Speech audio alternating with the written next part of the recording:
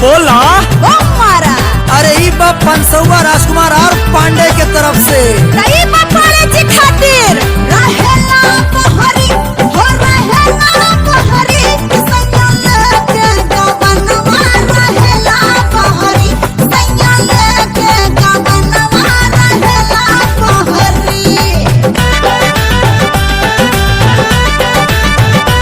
कहिया बिगड़ जाई हमारो ईमान हो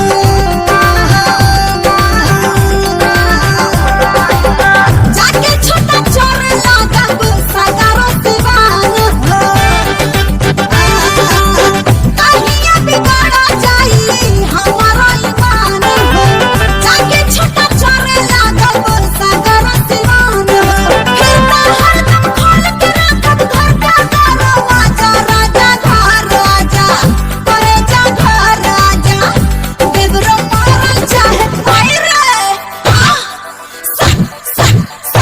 देवरो मारल चाहे माजा राजा घर राजा देवरो मारल चाहे माजा राजा घर राजा। जान भाई